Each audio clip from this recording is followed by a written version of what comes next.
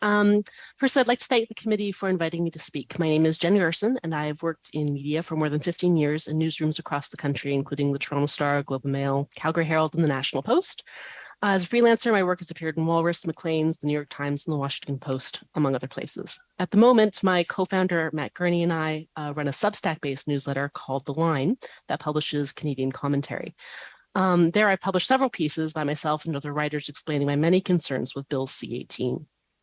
The first major problem that I have with this bill is that it's predicated on a lie. The bill adopts a very ancient complaint of newspaper publishers that aggregation-based news websites and social media networks are unduly profiting by quote-unquote publishing our content. But of course, we know that this isn't true. In fact, the value proposition runs in exactly the opposite direction. We publishers are the ones who benefit when a user posts a link to our content on Facebook, Twitter, and the like. This free distribution drives traffic to our websites, which we can then try to monetize through subscriptions and advertising. This is why major media organizations encourage link sharing below all articles. It's why they've spent untold sums on maximizing SEO, and it's why they literally spend money with digital news intermediaries to boost stories on these platforms.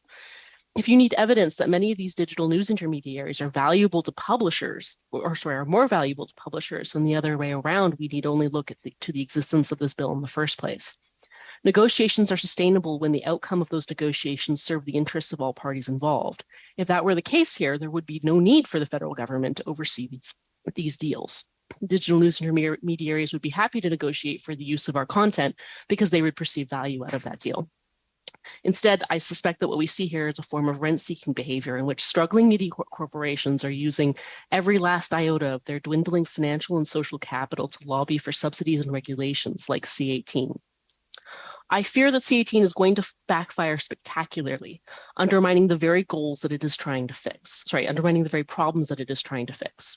For example, if organizations like Facebook or Meta respond to this legislation by simply restricting access to mainstream news articles on their site, as the company has openly threatened to do, who do you think is going to be most harmed by that decision? Facebook? No, it will be Canadian publishers themselves, who will be harmed by losing access to a major distribution hub. And when that happens, do we think that removing news links from Facebook or Twitter will somehow create a digitized version of the glory days in which Canadians begin their mornings by loyally logging onto their local newspapers? Or are we risking the opposite effect?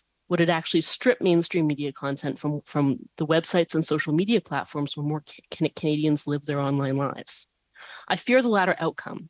If you make it costly for digital news intermediaries to publish mainstream news content, they're going to make the very obvious financial choice. That is, they're going to distribute less mainstream news content, pushing more and more Canadians into semi-private information silos on places like Discord, Telegram, Slack, Signal, platforms that the federal government has little hope of regulating in this fashion. My second major concern is that the more that the federal government tries to help the media, the more it risks hurting our credibility. I respect that C-18 is attempting to create a framework that avoids direct subsidy, but this is not a neutral market-based approach. When the federal government tries to save the media become a legitimate target for partisan attacks, which undermines our fundamental democratic role and function. We saw a few examples of this very week, with the leader of the official opposition, Pierre Poilievre, raising money off of parliamentary press gallery reporter David Akin. Poilievre also took potshots at another journalist, Dale Smith, on Twitter. These attacks on media are strategic and they are popular. Journalists are not well liked by the general public who have a negative opinion of the press corps that is perceived to be on the take. I'm going to point to a Reuters Institute 2022 digital news report that noted that trust in Canadian media has sunk to its lowest point in 7 years, which is a continuation of a long-term downward trend. The opposition leader has therefore concluded that attacking us benefits him, and I don't think he's wrong in that calculation. To that end, I have real concerns about making media outlets dependent on revenue that is subject to the whims of the government in power. A future government, say one led by Mr. Poilievre, will have no compunctions about undoing C-18 and other subsidies. The industry's dependence on these revenue streams makes us pawns of partisan politics, whether we would wish to be or not.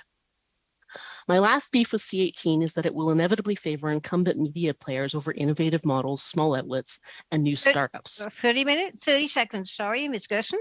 We saw, for example, that when a similar bill was enacted in Australia, the biggest beneficiaries were Murdoch entities. My last point very quickly is that I would point out that the appropriate mechanism by which the federal government should be dealing with issues like misinformation, disinformation in the media is through the CBC, not through creating an entirely separate legislative framework. Thank you.